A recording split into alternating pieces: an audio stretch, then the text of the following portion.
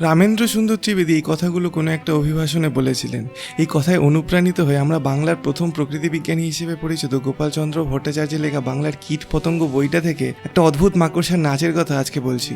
ময়ূর, পায়রা আর চড়ুই পাখির নাচ দেখে আমরা সবাই মুগ্ধ হই। বিশেষ করে ময়ূরের নাচের প্রশংসায় কবিরা তো পঞ্চমুখ। কিন্তু কীট পতঙ্গদের মধ্যে মাকড়সাও খুব ভালো নাচতে পারে। আমাদের চারপাশের খাল, বিল, পুকুরে, জলজ ঘাস পাতার উপরে পায়ে ডোরা কাটা ধূসর রঙের এক প্রকারের ডুবুরি মাকড়সা দেখতে পাওয়া যায়। এই জাতের পুরুষ মাকড়সারা স্ত্রী মাকড়সাদের থেকে আকারে কিছু ছোট হয়। পুরুষ মাকড়সার গায়ের রং কালো হয়। পা ছাড়াও মুখের সামনে এদের হাতের মতো ছোট ছোট দুটো উপাঙ্গ থাকে, যা সামনের দিকটা মিশমিশে কালো কিন্তু পেছনের দিকটা আবার ধবধবে সাদা। স্ত্রী মাকড়সা দেখতে পেলে এরা ছোটাছুটি বন্ধ করে আস্তে আস্তে পেছন দিক থেকে তাদের কাছে আসতে থাকে। স্ত্রী মাকড়সারা থেকে 4-5 ইঞ্চি দূরে থাকা অবস্থাতেই এরা শরীরটাকে উঁচু করে ঘুরে ঘুরে নাচতে শুরু করে দেয়। সেই অদ্ভুত নাচ নিজে চোখে না দেখলে বলে বোঝানো যাবে না। স্ত্রী মাকড়সাটা এক জায়গায় চুপ করে দাঁড়িয়ে থেকে নাচ উপভোগ করে।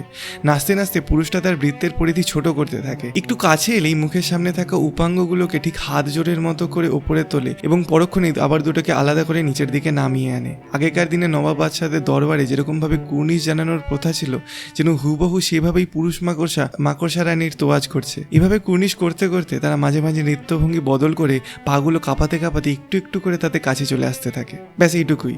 কিন্তু যদি এটা ভালো লেগে থাকে তাহলে কমেন্ট করবেন। পরে বাংলার আরও কীটপতঙ্গ নিয়ে এই বইটা থেকে আরও নানা তথ্য তুলে ধরবো।